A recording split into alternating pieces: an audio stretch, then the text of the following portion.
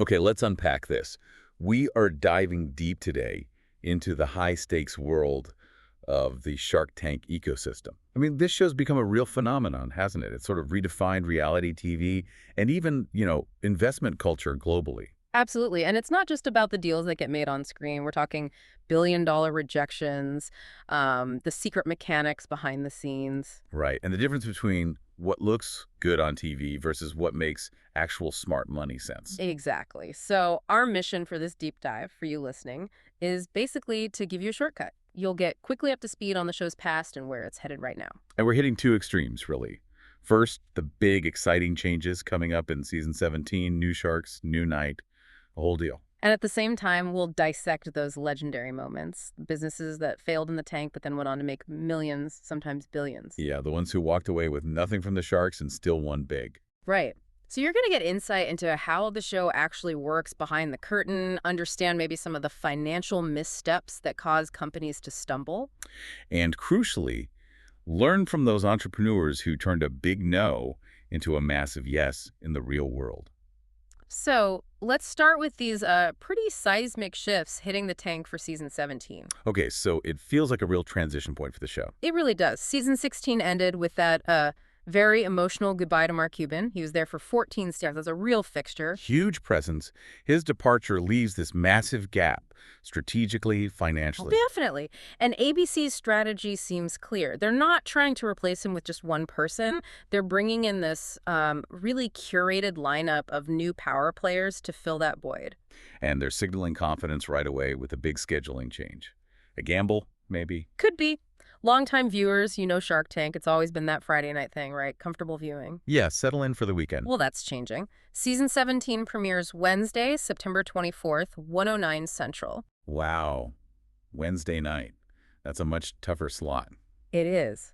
Moving from that sort of relaxed Friday spot to midweek prime time, I mean, ABC is clearly banking on the show to hold its own, maybe even boost their ratings against tougher competition. So what's leading into it? It's following a pretty big block, Shifting Gears Season 2, Abbott Elementary Season 5, and The Golden Bachelor Season 2. Okay, so they're positioning it as a strong closer for a big night. Yeah. It suggests they see it less as just a reality show and more like, core primetime content. I think so. It speaks to the show's enduring appeal. That whole entrepreneurial drama thing really connects with people. And while Cuban's out, the core team is still there, right? Oh, yeah, the familiar faces are back. You've got Damon John, Barbara Corcoran, Robert Herjavec, Kevin O'Leary, Lori Greiner.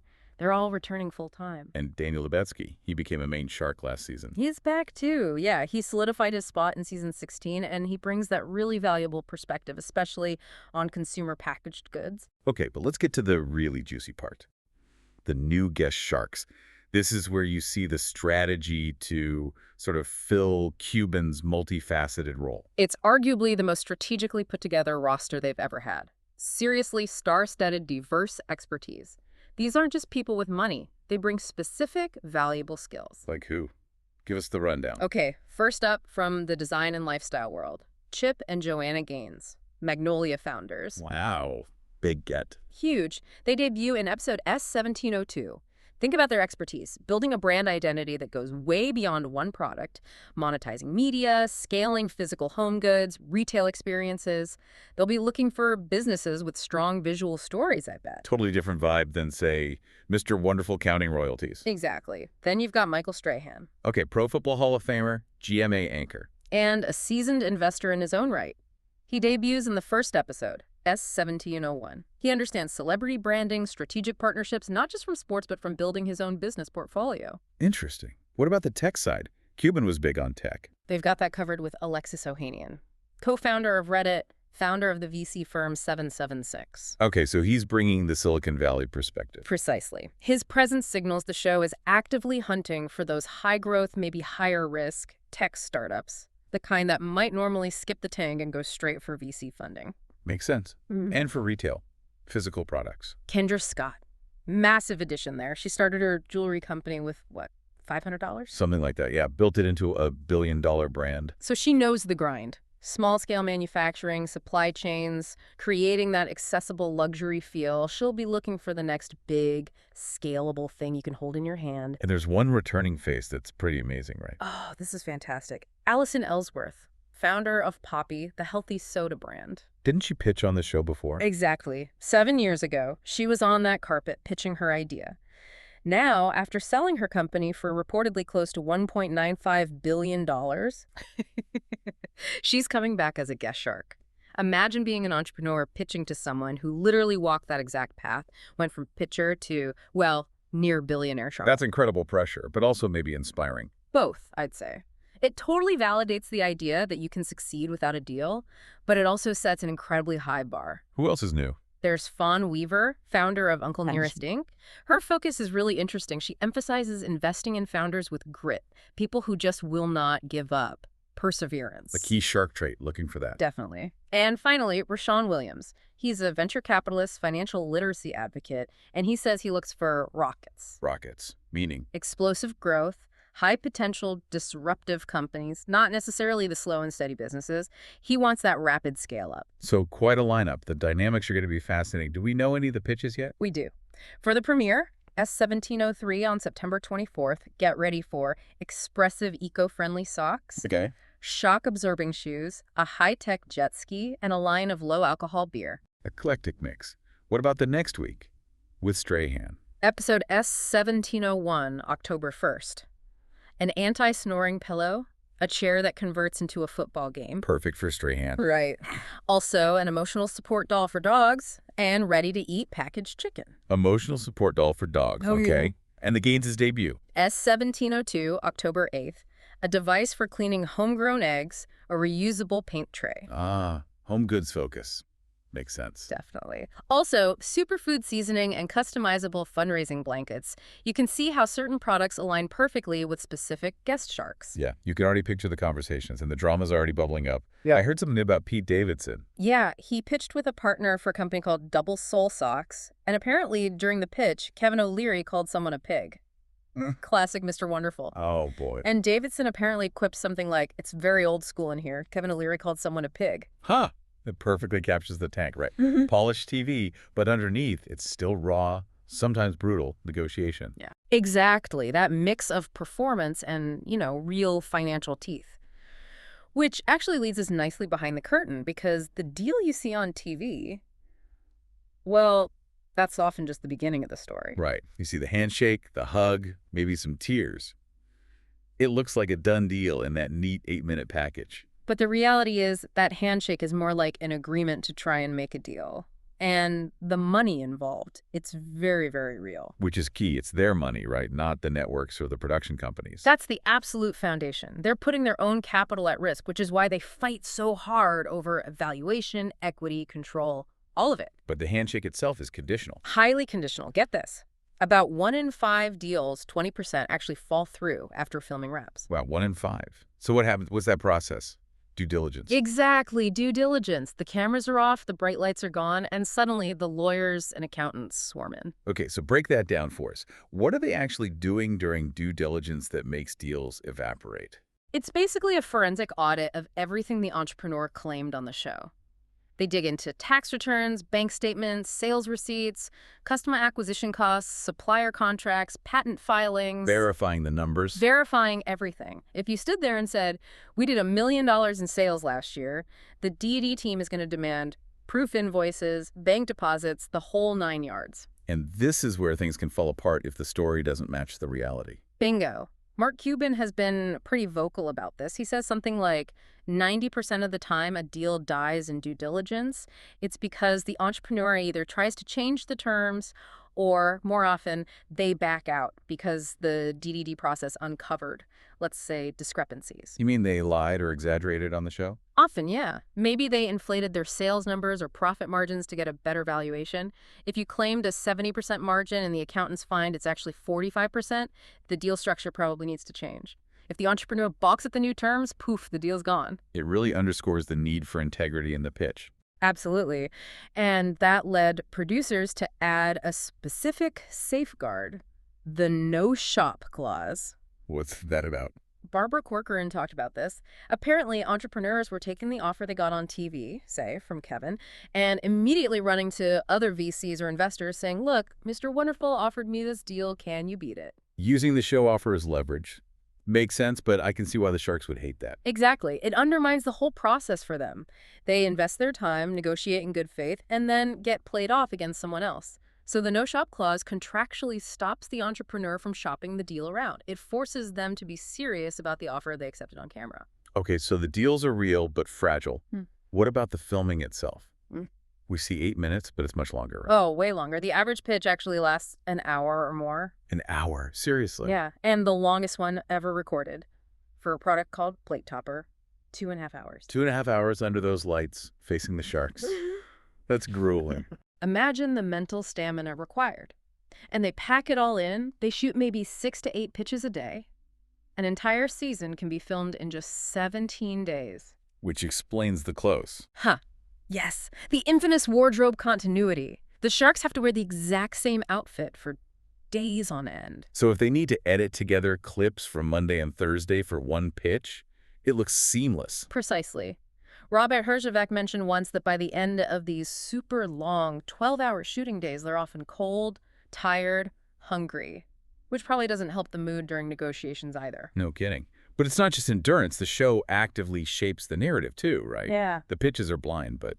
The sharks go in cold, yes. No prior info on the companies. But the producers definitely play a role in steering the conversation, especially towards the emotional stuff. The earpieces. Yeah, the hidden earpieces. Producers can prompt a shark, like ask them about their backstory or dig into that challenge they mentioned. If there's a compelling personal story overcoming adversity, a family tragedy, something unusual. They make sure it gets airtime. Right. It makes for good TV, creates that emotional connection for the viewer, but it can also distract from the actual business fundamentals. Cuban hates that, doesn't he? Famously, Yeah. he said he hates the backstory because, in his view, it's often used by entrepreneurs to hide the realities of the business. If the numbers are weak, lean into the sob story. Which connects to that idea of gold diggers, people who aren't really there for a deal at all. Exactly. Some contestants go on purely for the exposure, the Shark Tank effect. They might not even want a deal, or they know they'll reject any reasonable offer. Because just being on the show is massive advertising. Huge. It provides instant market validation. Think about Scrub Daddy. Lori Greiner invested $200 for 20%, and sales exploded past $75 million. That's success with a deal. Right. But for many others, just getting that 8 minutes of airtime, telling their story, showing their product, that alone can lead to a massive sales spike and attract other investors, even if all the sharks say no. It's essentially free national advertising that the investment community respects. It used to be even harder, right? Didn't they have to give up equity just to appear? They did. Production used to demand like 5% equity or 2% of profits just for the privilege of being on the show, deal or no deal. Wow.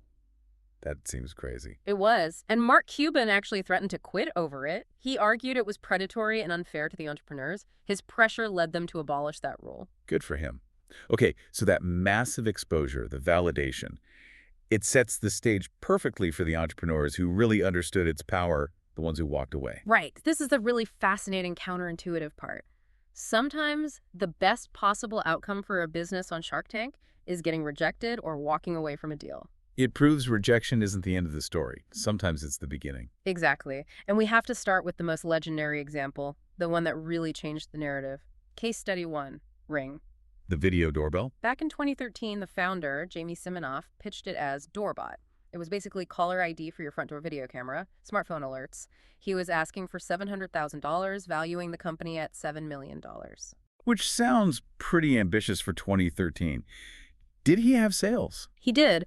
Already registered $1 million in annual sales, which is pretty strong. But the sharks, they were skeptical. They questioned the tech, the market size. They basically didn't see the huge smart home boom coming. So most of them passed. All except one, Kevin O'Leary. Mr. Wonderful made an offer, and it was, well, classic O'Leary. Let me guess. Complicated and royalty heavy. You got it. A $700,000 loan, not equity, plus 10% of all sales until the loan was repaid, plus a 7% royalty on all future sales forever, and just for good measure, 5% equity on top of all that. Wow. That's aggressive. Extremely. Siminoff rejected it flat out and walked away with nothing. Okay, let's pause there. That royalty, why is that so bad? Why not just take the money and pay the royalty? Because a perpetual royalty like that 7% of your top-line revenue forever makes your company incredibly unattractive to future investors or potential buyers. Think about it. If Amazon wants to buy Ring down the line, are they going to want a company where 7 cents of every dollar automatically goes to Kevin O'Leary forever? No way. It poisons the well for future deals or an exit. Precisely. So Siminoff rejecting that deal wasn't just about the money. It was a strategic move to keep his company's financial structure clean, preserving his options for a big M&A exit later. Smart.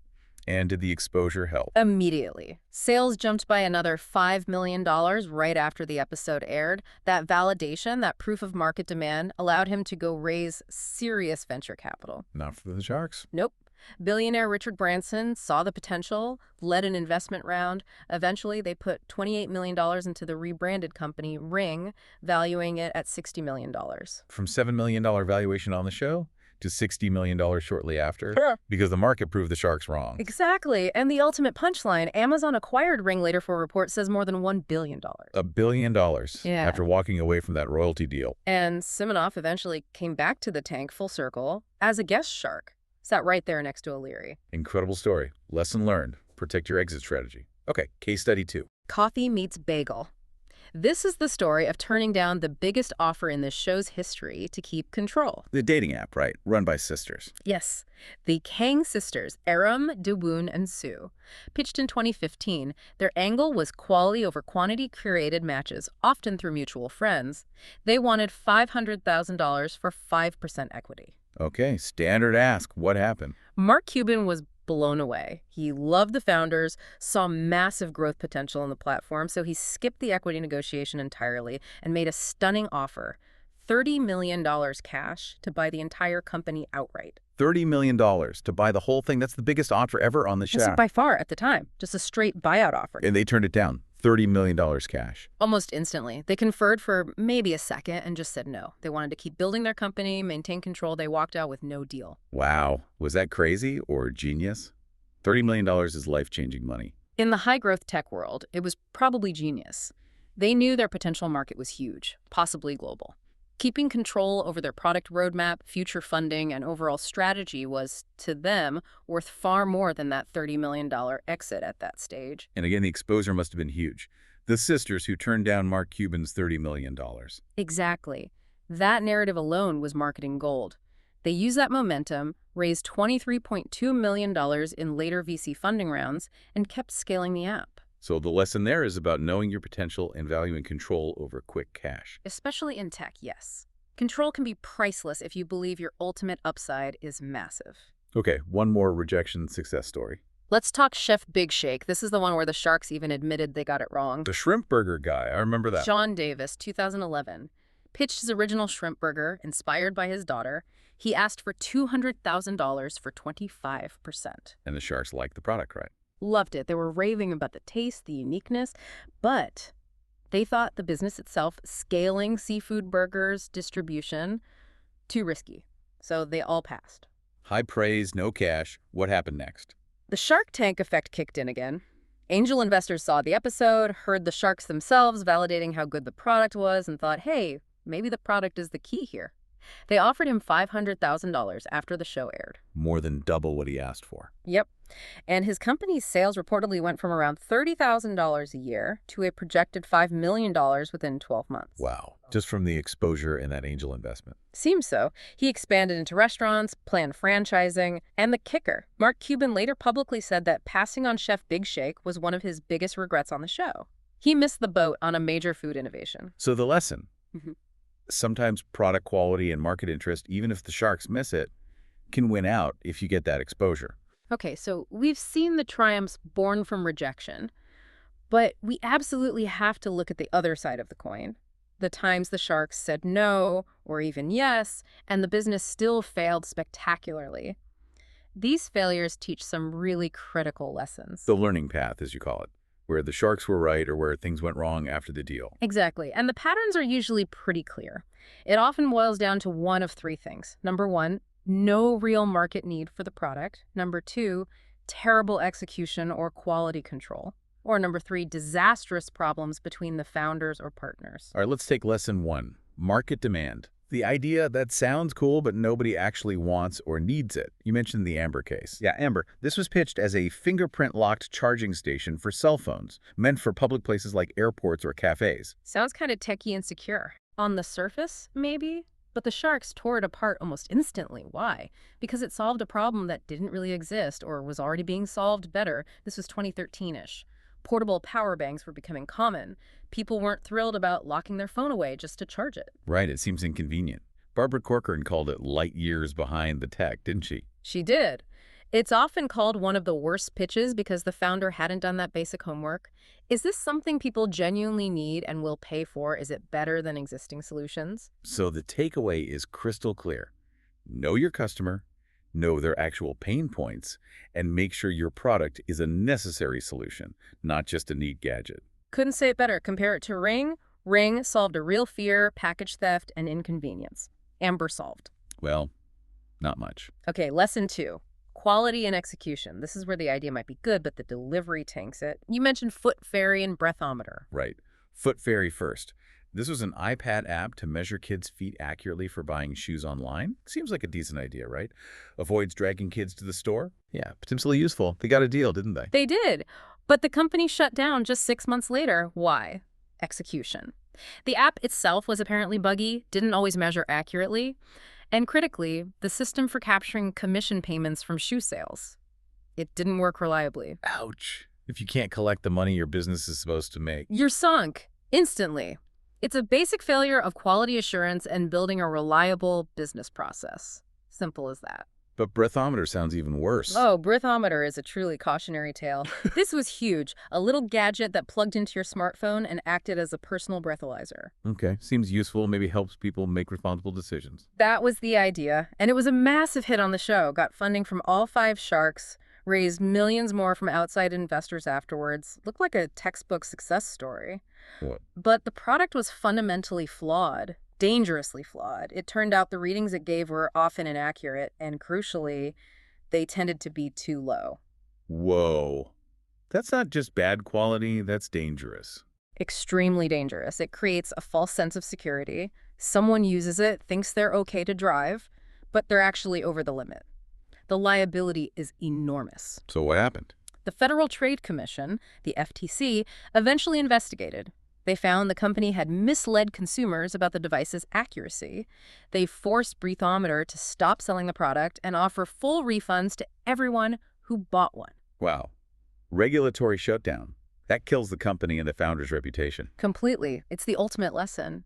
Your product has to work, especially if it relates to safety. Accuracy and reliability aren't optional extras. They're fundamental. Don't sell vaporware. Okay, chilling lesson there. What's the third category failure? Lesson 3. Partner and deal alignment. This is the human element. You can have a great product, good sales, even a shark deal, but if the people involved aren't aligned or trustworthy, the whole thing can implode. Sweet Balls and Hycon are good examples. Sweet balls. Yeah. Cake balls, right. They got a deal too. Yep. But the company basically failed right after the show because the founders ended up suing each other. Allegations of shady dealings. One founder apparently suspected the other was secretly setting up a competing cake ball business on the side. Oh, man. That breaks all trust. Completely. Investors run screaming from that kind of internal warfare and lack of professionalism. You need honesty, clear agreements, and trust between partners, especially when things start moving fast after a deal. Makes sense. And Hycon. That was different, right? Not founder conflict, but conflict with the shark. Exactly. Hycon was that quick connect system for hoses, really clever product. The founder, Jeff Stroop, actually got a great deal on the show. So why did it fall apart? It came down to strategy and control. Mark Cuban, as an investor, proposed most logical path to big, fast money. License the technology to major hose manufacturers. Let them handle production and distribution. Standard licensing play. Makes sense for scaling quickly. But Stroop, the inventor, didn't want that. He feared losing control over his invention, his brand, how it was made and sold. He wanted to build the manufacturing company himself. So he rejected the licensing strategy, and the deal died. Essentially, yes. The deal fell apart because their fundamental visions for the company's future were incompatible. Cuban wanted the fastest path to profit via licensing. Stroop wanted total control over the product and brand identity. So the lesson is, know your non-negotiables. Be clear about what you will and won't compromise on, especially regarding control. Absolutely. Stroop knew what mattered most to him, and he stuck to it, even if it meant walking away from Cube's investment. It wasn't necessarily a failure in terms of his conviction, but it was a failure of the deal itself because of that misalignment. It It's fascinating, isn't it? That duality. You need the conviction of the Kang sisters to say no to $30 million if you believe in your vision. Right. But you also need the rigorous honesty and quality control that the Birthometer team tragically lacked. You have to ensure your product is real and safe. Okay, so we've really covered the spectrum here. The excitement for season 17, the new sharks like the Gaines and Ellis and Ellsworth, the move to Wednesday, The secrets behind the scenes, the long pitches, the earpiece prompts, the fact that 1 in 5 deals just vanish after filming. and crucially, those amazing stories of resilience. Ring turning rejection into $1 billion. Hmm. Coffee Meets Bagel, valuing control over a massive buyout. Chef Big Shake, proving the sharks' taste buds right, but their business sense wrong. The path is definitely not linear. Rejection is often just data, maybe even fuel. The key takeaway seems to be that trusting your own gut, your own strategy, can be the most valuable investment decision you make, whether you get a deal on the show or not. Which brings us back to something you mentioned earlier, one of those production secrets. That really intense moment before the pitch even starts. Ah, yes, the stare down. Tell us about that again. They make the entrepreneurs just stand there. Yeah, before they can say a single word, before the Q&A begins, they apparently have to stand silently on that carpet facing the sharks for up to a minute, just staring, alone. Sounds excruciating. It's described that way, a really intense psychological moment, and it makes you think, doesn't it? About what? Well, if the whole point of the show is finding the courage to pitch these titans of industry, maybe the real test isn't the pitch itself. Maybe it's surviving that silent minute, facing the stark reality of the business world, symbolized by those sharks, completely exposed before you even open your mouth. Huh. So what does that silent minute reveal about the ones who succeed, deal or no deal? Is it about composure, defiance, resilience? Maybe all of the above. Perhaps that ability to just stand there, hold your ground under that intense scrutiny before the negotiation even begins. Maybe that's the core predictor of the entrepreneurial toughness needed to succeed, regardless of what happens next in the tank. Something for you to definitely think about as you watch the new season unfold.